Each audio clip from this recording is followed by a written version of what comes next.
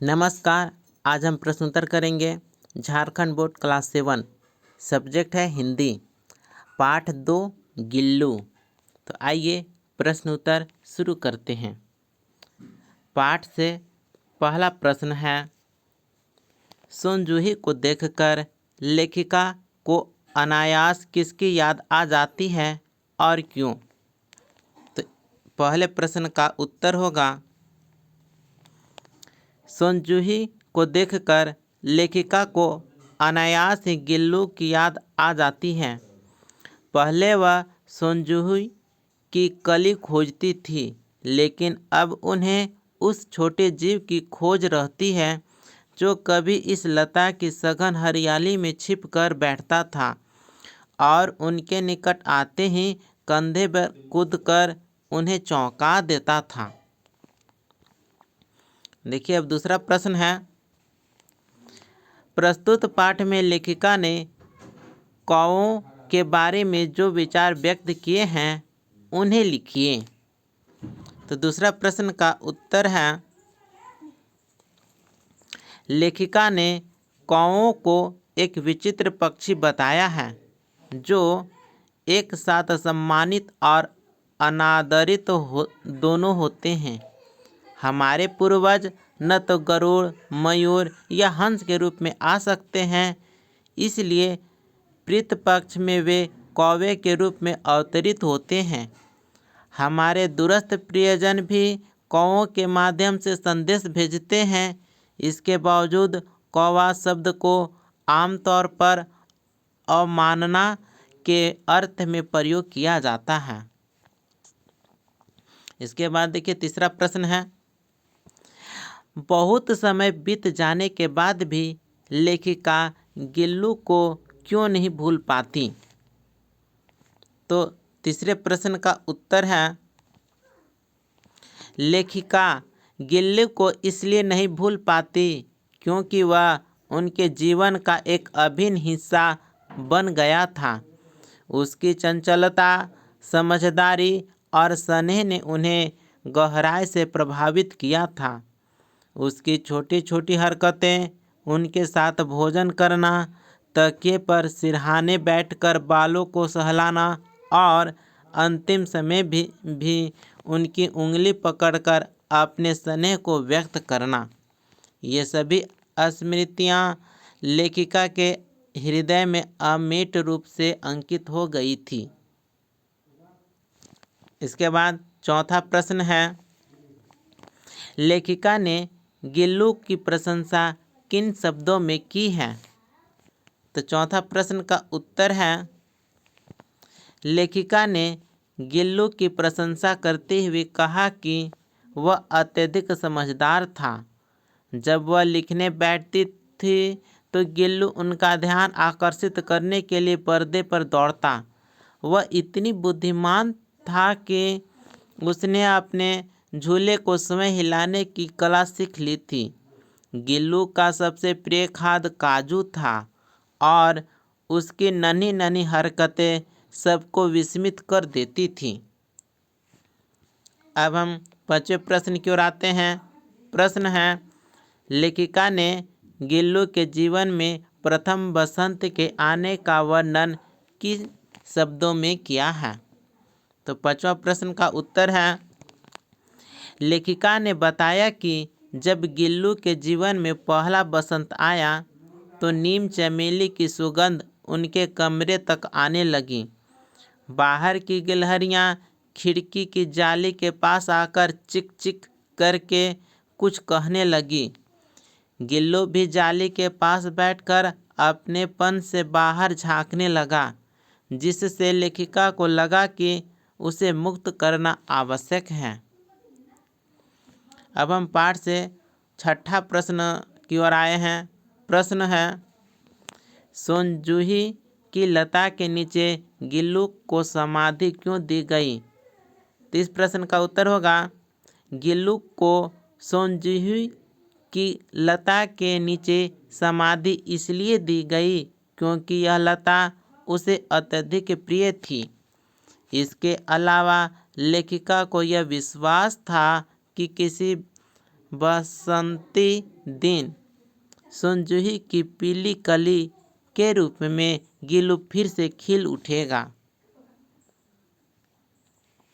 अब हम पाठ से आगे का प्रश्न उत्तर करेंगे। पाठ से आगे पहला प्रश्न है, अपने प्रिय पशु या पक्षी पर एक आलेख लिखिए जिसमें उनकी विशेषताओं का वर्णन हो। तो हम इस प्रश्न का उत्तर इस प्रकार से लिखे हैं कि उत्तर, मेरा प्रिय पालतू कुत्ता टॉमी। और इस पर आलेख लिखना है तो लिखेंगे कि मुझे बचपन से ही जानवरों से बहुत लगाव है, लेकिन मेरे पालतू कुत्ते टॉमी से मेरा विशेष स्नेह है। टॉमी एक गोल्डन रिट्रीवर नस्ल का कुत्ता है जो बहुत समझदार और वफादार है। वह जब भी घर से किसी अजनबी को देखता है तो भौंक कर सतर्क कर देता है, लेकिन परिवार के सदस्यों के प्रति वह बहुत स्नेही है। टॉमी की सबसे खास बात यह है कि वह मेरी भावनाओं को समझता है। जब मैं उदास होता हूँ तो वह मेरे पास आकर चुपचाप बैठ जाता है और अपने सिर को मेरी गोद में रखकर मुझे सांत्वना देता है। वह बहुत अनुशासित है और हमेशा तय समय पर भोजन करता है। टॉमी को दूध और ब्रेड खाना बहुत पसंद है। टॉमी न सिर्फ मेरा पालतू जानवर है बल्कि मेरा सबसे अच्छा दोस्त भी है। उसकी नटखट हरकतें और प्यार भरा स्वभाव मेरे जीवन का एक महत्वपूर्ण हिस्सा बन गया है। इस प्रकार से हम टॉमी पर एक आलेख लिखकर उसकी विशेषता का वर्णन कर सकते हैं। दूसरा प्रश्न है कि लेखिका दुर्घटनाग्रस्त होकर अस्पताल चली जाती हैं। उनकी अनुपस्थिति में गिल्लू अपना प्रिय खाद्य पदार्थ काजू दूसरों के द्वारा देने पर बहुत कम खाता है। इससे ज्ञात होता है कि पशु पक्षी भी अपने पालक के प्रति संवेदना रखते हैं। आप अपने अनुभव के आधार पर किसी ऐसी घटना प्रसंग का वर्णन कीजिए। तो दूसरा प्रश्न का उत्तर होगा कि मेरे घर में एक तोता है जिसका नाम मिंटू है। एक बार जब मैं बीमार पड़ा तो मिंटू ने कुछ भी खाना पीना छोड़ दिया था। वह दिन भर मेरे कमरे में बैठा रहता और मुझे देखता रहता। जब मैं ठीक हुआ तब उसने फिर से खाना शुरू किया। इस घटना ने मुझे यह महसूस कराया कि पशु पक्षी भी संवेदनशील होते हैं और अपने पालक के प्रति गहरा लगाव रखते हैं। अब हम पाठ से आगे का तीसरा प्रश्न की ओर आ गए हैं। प्रश्न है कि लेखिका का गिल्लू से गहरा लगाव था। वह उसका खूब ख्याल रखती थी। आप भी अपने पशु पक्षियों का ख्याल रखते होंगे। आप अपने पशु पक्षियों का ख्याल किस प्रकार रखते हैं तथा आपके प्रति उनका व्यवहार कैसा होता है, लिखिए। तो तीसरे प्रश्न का उत्तर इस प्रकार से होगा कि मेरे पास एक बिल्ली है जिसका नाम सनी है। मैं उसका बहुत ख्याल रखता हूँ। मैं उसे रोज समय पर दूध देता हूँ और उसके रहने के लिए एक आरामदायक गद्देदार टोकरी बनाई है। जब भी मैं घर पर होता हूँ तो वह मेरे पास बैठी रहती है। अगर मैं कहीं चला जाता हूँ तो वह दरवाजे के पास बैठकर मेरा इंतज़ार करती है। उसका प्यार और विश्वास मेरे लिए बहुत खास है। इसके आगे है अनुमान एवं कल्पना से प्रश्न उत्तर। प्रश्न है पहला है कि मोटर दुर्घटना में आहत होकर लेखिका को कुछ दिन अस्पताल में रहना पड़ा था। उनके अस्पताल में रहने की अवधि में गिल्लू अपना प्रिय भोजन नहीं खाता था। आपके अनुसार इसका क्या कारण होगा? तो इस प्रश्न का उत्तर है कि गिल्लू लेखिका से अत्यधिक लगाव रखता था। जब वह अस्पताल में थी तो उसने उन्हें बहुत याद किया और उदास हो गया। लेखिका के बिना उसका मन भोजन में नहीं लगा, इसलिए उसने अपने प्रिय खाद्य पदार्थ काजू को भी नहीं खाया।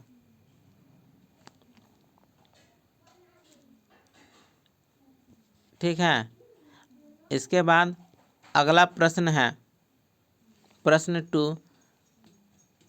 घरों के मुंडेर पर बैठकर कौवा जब काँव काँव करने लगता है तो लोग कहते हैं कि वह किसी का संदेश लेकर आया है। आप सोचकर लिखिए कि कौवा क्या का संदेश लेकर आया होगा। तो दूसरे प्रश्न का उत्तर है पहला, घर में मेहमान आने वाले हैं।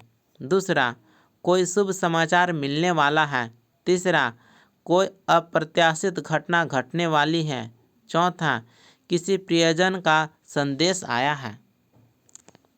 इसके बाद अनुमान एवं कल्पना का तीसरा प्रश्न है, लेखिका के कॉलेज से लौटकर घर आने पर गिल्लू उनके पैर से सिर और सिर से पैर तक दौड़ लगाने लगता था। आप अनुमान लगाकर लिखिए कि घर में नहीं रहने पर वह क्या क्या करता होगा। तो तीसरे प्रश्न का उत्तर है, जब लेखिका घर पर नहीं होती थी तो गिल्लू खिड़की के पास बैठकर बाहर की गिलहरियों को देखता होगा।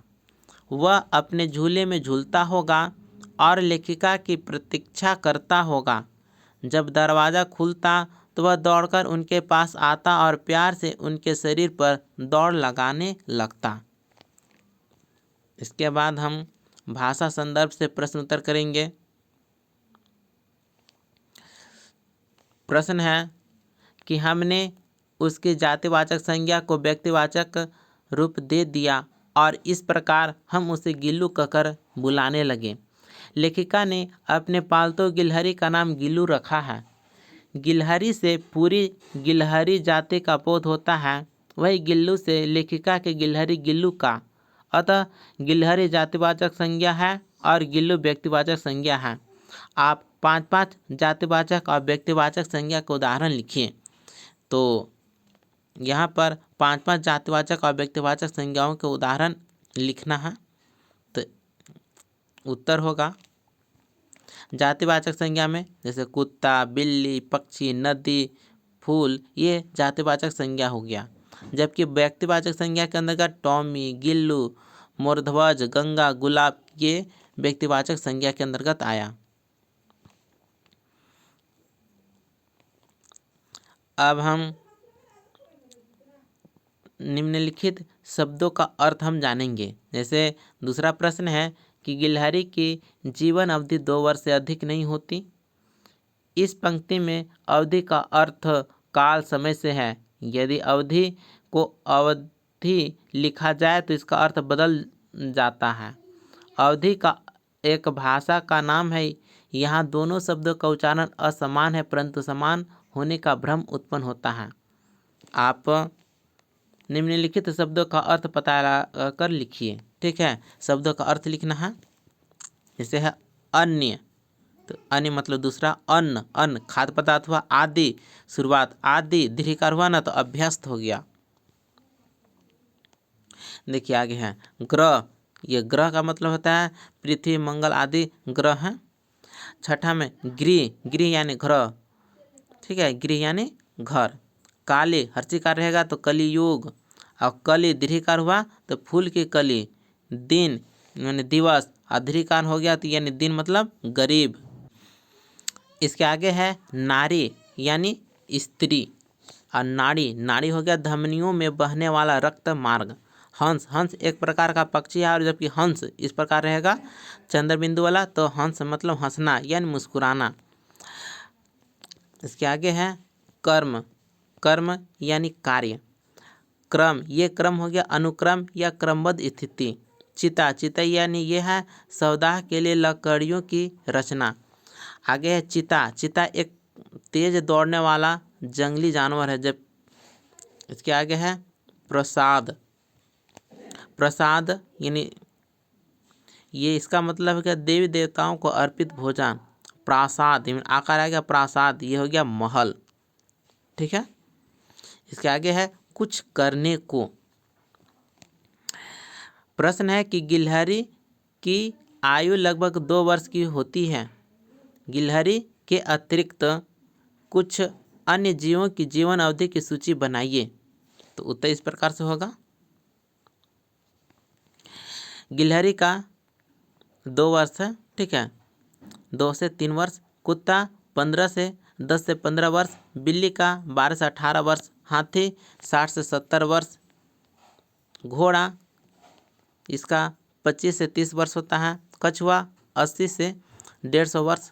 तोता 50 से 60 वर्ष। गाय 18 से 22 वर्ष। शेर 10 से 15 वर्ष। हिरन 10 से 15 वर्ष।